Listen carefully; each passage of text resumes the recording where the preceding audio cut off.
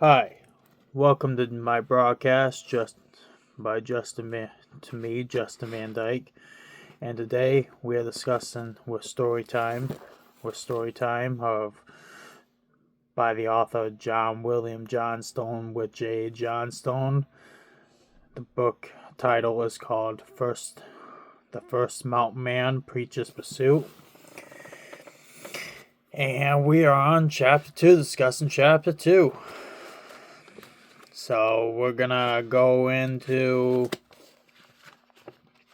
chapter 2. And I'm gonna read chapter 2 to you. The settlement had no shame. It wasn't even much of a settlement, at least so far. And it would be just fine with Preacher if it stayed that way. First had come the trading posts established by a pair of cousins, Colus and Jerome Hutt, who had been brought here to this beautiful valley in the shadow of the Rocky Mountains by Preacher. They had some mishaps and adventures along the way, but things had finally settled down once they got here. Colus and his wife, Deborah, had even unofficially adopted the boy, Jake, who had run away from his brute of a father in St. Louis and came along on a wagon train journey that had ended here. Another wagon train had followed close behind, bringing with it a handful of settlers and customers for a trading post, which was doing a brisk business even before the building that house it was completed. Word of the trading post and the tiny settlement had spread among the fur trappers and traders who made their living from the beavers and other animals in the mountains. There had been a long trading post. There had been another trading post out here far beyond the normal reach of civilization, one in almost the same spot as the Hart cousins' venture. In fact, some 20 years earlier, not long after Meriwether Lewis and William Clark returned from their epic journey to explore the Louisiana Purchase, none of those posts had lasted for more than a few years.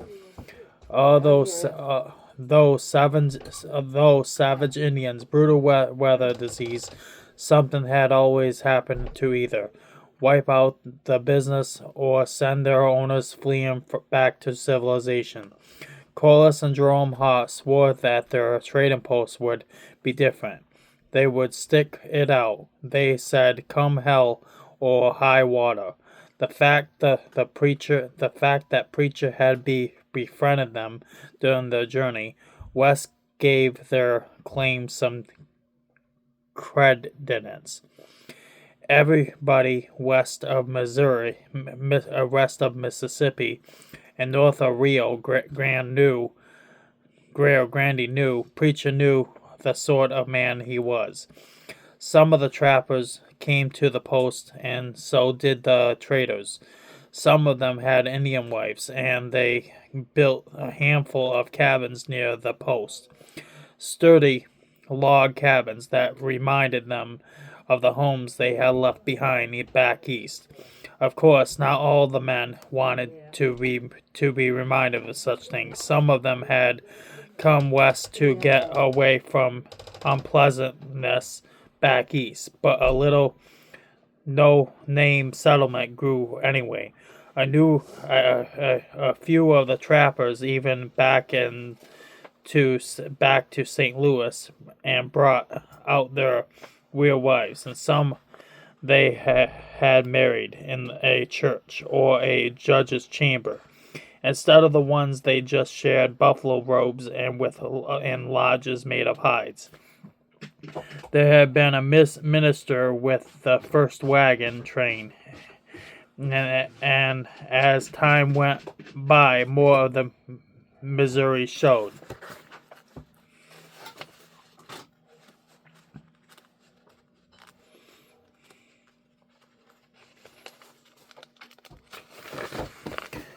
up, not back, black robes, just G suits, like the ones who had been some of the first white men to penetrate the West Canadian wilderness and along across the border into the northern reaches of the United States. No, these Missouris were Baptists, and they were brought their wives and even their children with them within a year. Nigh unto the 100 people lived with rifle shot or of the Hot's trading posts. It made preacher's skin crawl to think about it. Having so many people around St. Louis was bad enough, but it could handle it because he made the trip down the Missouri River only once or twice a year, but he visited the trading post more often than that, and whenever he did, he felt cramped, like he didn't even any elbow room. It seemed like there was no too many folks breathing the mountain air. They might use it up. He worried, though. That seemed unlikely. When he looked at the vast blue arch of the sky above the mountains, he could see the trading post and the settlement far below him. As he rode through the South Pass, the big, sure-footed horse he had named Horse, preacher was nothing if not a practical man, picked its way down the trail with ease. A shaggy wolf-like cur, preacher had dog, bounded head. Preacher was leading 3 horses. Mike, can you spray? Because the cat just, yeah. His own pack horse with the disinfectant spray. no air freshener. Air freshener, Mike. There is air freshener. Not disinfectant spray, air freshener. That's what he's got, right? Yeah. Okay, all right. Which carried his supplies and the load of pelts he had taken since his last visit to the trading post. And the two that belonged to the pair of dead bushwhackers he had found there most Good boy. tried to a tree not far from the spot for the men had ambushed him. But there had been nothing in their belongings to tell him who they were or why they had tried to kill him. The would-be killers were lashed face down over their saddle. Preacher had thought seriously about leaving their carcasses for the wolves. He had even considered burying them, but in the end, he had decided to bring them in with him since he was less than a day's ride from the trading post, and the dry, cool, high country air helped keep dead vermins from rotting too fast. He wanted to see if anybody at the settlement recognized them. It took him almost an hour to make his way down from the pass to the broad grassy park where the trading post was located. Folks had seen him coming, dogs barked, and kids ran out to meet him. Most of the youngsters were breeds of children of trappers and their Indian mates, but some belonged to families that had come out here from St. Louis and other places in the East, looking for a place to call their own. A stocky, round-faced boy of 11 or 12 grinned at him and called, "Hey, preacher, what you got there?" "A couple of skunks in human form," Jake Preacher answered the boy as he reined to a stop. Ever seen either one of them before? Some folks would have tried to keep the boy away from not expose him to the sight of dead bodies. But Preacher figured anybody who was going to live in these mountains had to be tough enough to handle such things. Death was a fact of life, and it didn't do any good to coddle young young'uns and tried to hide that fact from him. Jake wasn't bothered by it. He had been through hard times already, despite his young age. He grasped the hair on the one of the dangling heads and lifted it so he could see the man's face. After a moment, Jake let go of the head. It flopped down again. "Nope," Jake said. He's a plumb stranger to me. "Preacher, let me look at then the other one." Jake studied the face for a second of the second corpse with the same result. Other kids crowded around him while he was holding the man's head up. The preacher asked the same question of them, only to have all of them shake their heads in a negative. It was beginning to appear that the two bushwhackers hadn't visited the settlement before coming after preacher. He hadn't asked any of the grown-ups yet, though, so he hitched horse into motion again and rode toward the big log building that was in the center of the community. Corliss and Jerome Hart's trading post was solidly built with thick walls that had been notched out here and there to create plenty of rifle slots. In addition, a stockade fence made of vertical logs with shaped tops that made a radix around the place, with watchtowers at the corners and a parapet that ran inside it, where the defenders could stand the fire. The cousins had run into enough Indian trouble on the way out here that they had built the post with fighting off attackers in mind. So far, the Indians in the area had left them alone, but the men who was prepared for trouble, whether it came or not. Usually lived a lot longer on a frontier. The double gates in the stockade fence stood open. Right now, a preacher glanced up and saw that all the watchtowers were manned. If the sentries saw any sign the hostiles approaching, they would sound the alarm and the gates would be closed and barred before the Indians could get there. Everyone in the settlement knew to listen. If they heard the bell mounted on the top of the trading post tolling, they knew it meant to get inside the wall as quickly as they could. All the settlers would gather there in case of trouble. Today, though, peace reigned in the valley, and the folks strolled in and out through the gates, visiting trading posts for supplies, or just some carnivorous conversation, then heading back into the log cabins that dotted the grassy park. With the possession of youngsters trailing him, preacher rode through the gates as well as brought horse to stop before the trading post just as Corliss Hart stepped out onto the shaded porch. Corliss smiled and lifted a hand in greeting. He was a muscular man in his 30s, with a friendly face and a shock of dark hair.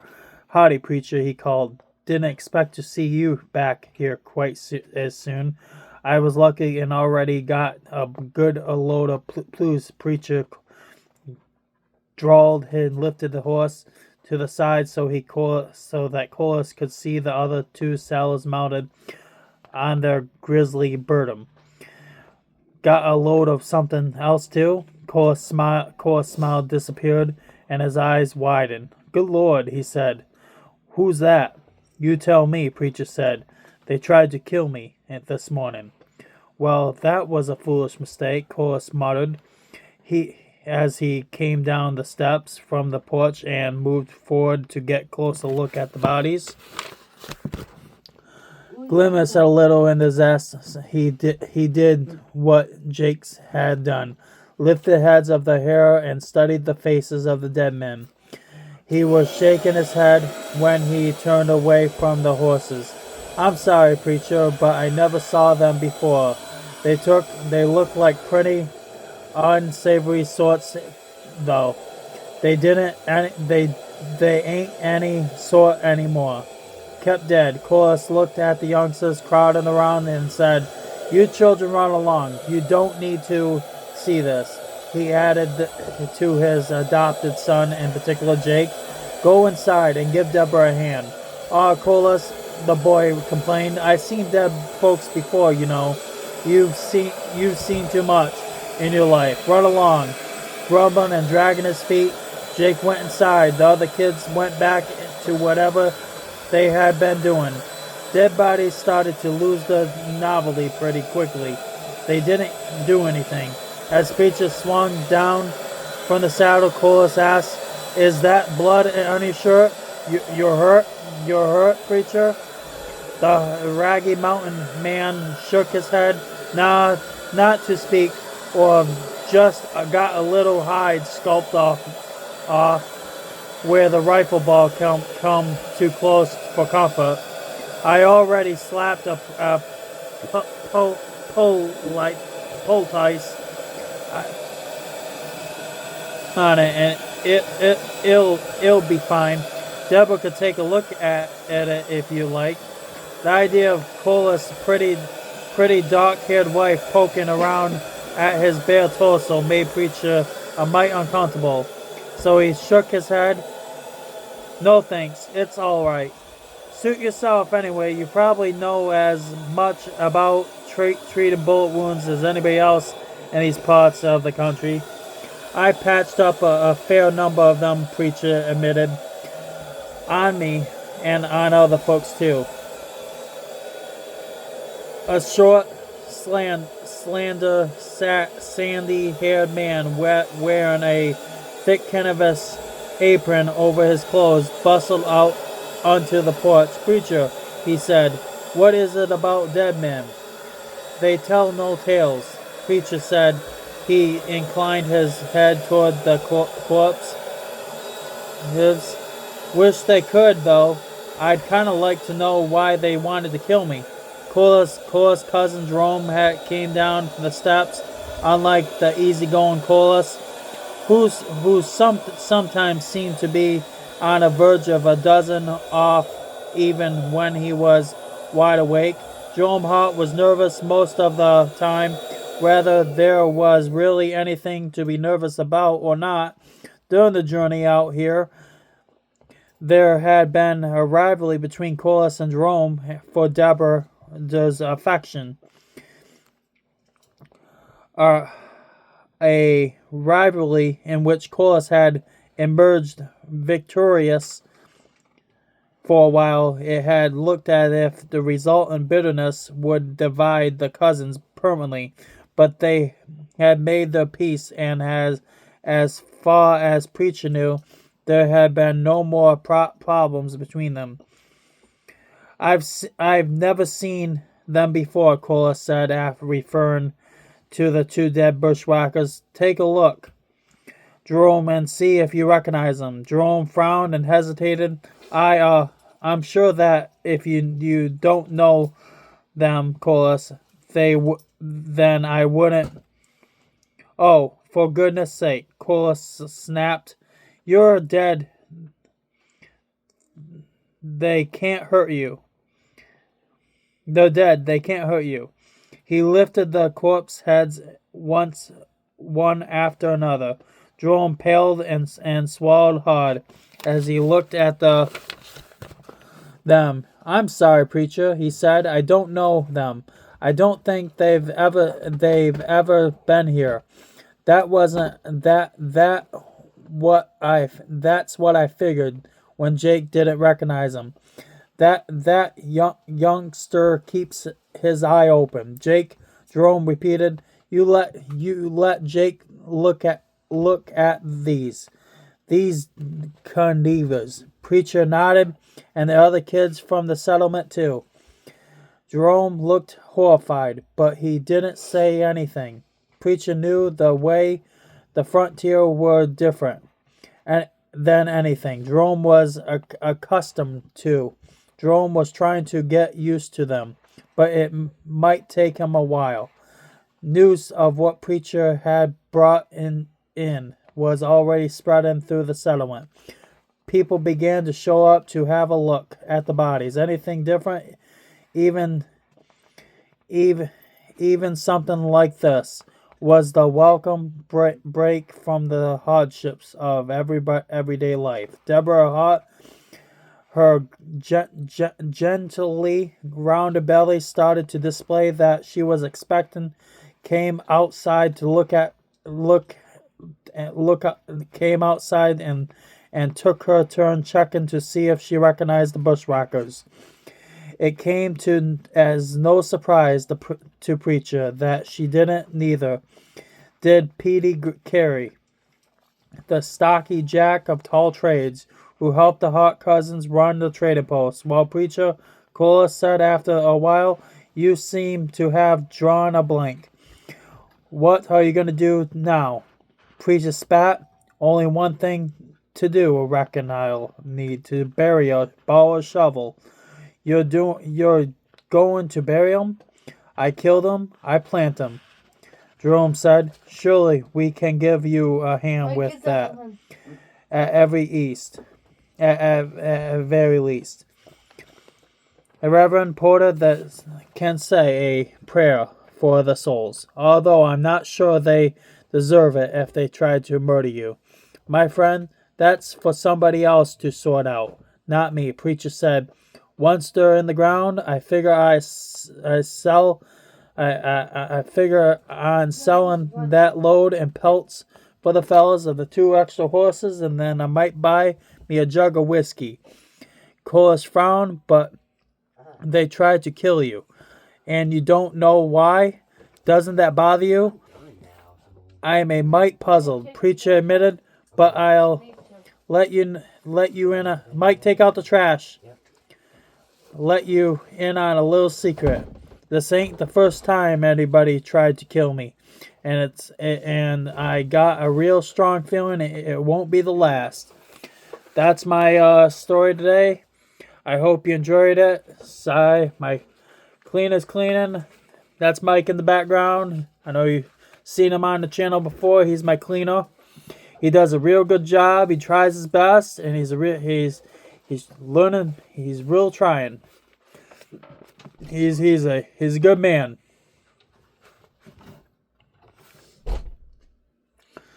So